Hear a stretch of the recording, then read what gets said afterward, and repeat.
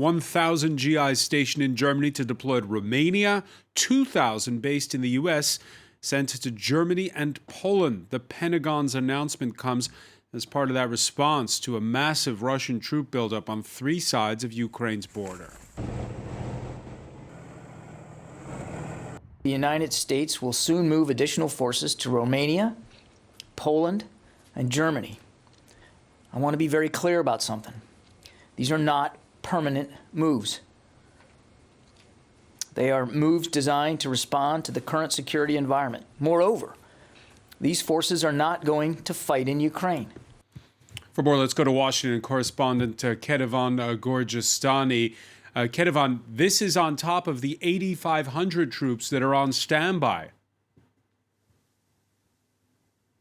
Yes, and that's something that John Kirby, the spokesperson for the Pentagon, wanted to make very clear. He repeated it multiple times that these 3,000 troops are in addition to the 8,500 that were announced last week, are now on heightened alert to deploy. Those 8,500 will remain in the United States. They're linked to NATO's response force. And unless NATO's response force actually activates them, they will not be moving to Eastern Europe. What John Kirby said is that these 3,000 troops will be acting under U.S. command, meaning that this is sort of not unilateral, as he said, but more bilateral, coming at the express request of the countries where they're going to be positioned in, Romania, Poland, and Germany. So this is a way of acting with NATO allies, but not necessarily within the NATO response force, which would require all of NATO members to sort of agree to activate that force. And so this is a message from the United States that those NATO allies who need them can count on American support.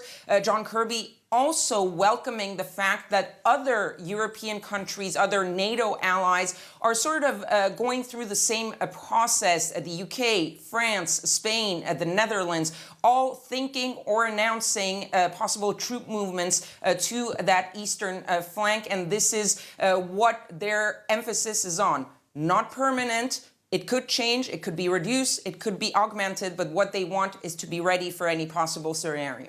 Meanwhile, diplomacy continues. This Wednesday, Spanish daily Pais publishing what looks a lot like that letter that the U.S. ambassador took to the Russian Foreign Ministry last week.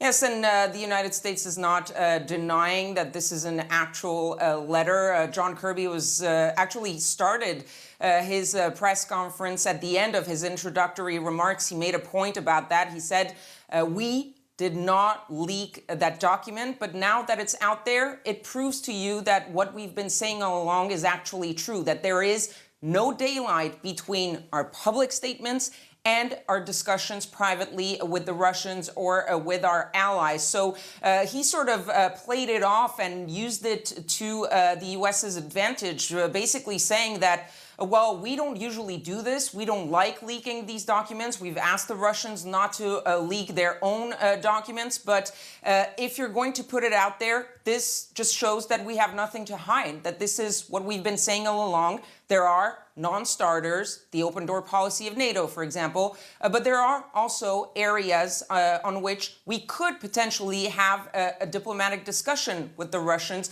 where we could potentially find some sort of agreement, and that is something that is reflected in that document. This, of course, the diplomatic path that the U.S. favors. They're waiting, of course, for the response, the formal response from the Russians. And after that, there is the possibility that Tony Blinken and Sergei Lavrov, the top diplomats of both countries, could speak again and decide what further steps to take, possibly the diplomatic path. Yeah, and just this leak is in line, you might say, Kethevane, with what we've seen all along in NATO's response to Russia, which is, well, going very public and being very alarmist about what's going on at Ukraine's border.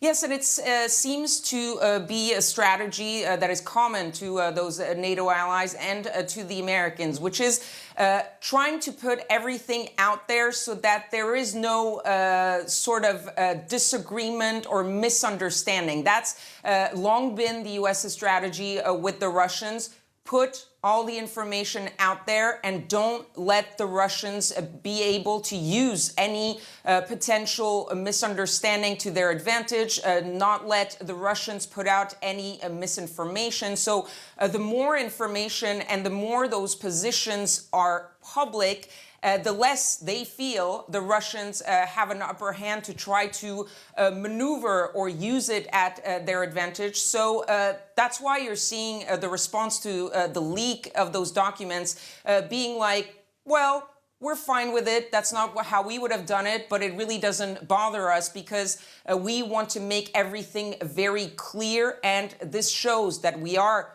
united with NATO allies, with the Europeans, and also that we are united within the U.S., because that is something that hasn't been talked about that much. But this is something that has bipartisan support within the United States between the Democrats and the Republicans, and it's rare enough these days in Washington to be noted. And it also shows Russia that on this issue, on sending more troops to Eastern Europe, on helping out Ukraine, there is sort of a unanimous, maybe not unanimous, but at least a widespread agreement among Democrats and Republicans that Joe Biden is doing the right thing and that the U.S. should stand with NATO to counter Russia's threats.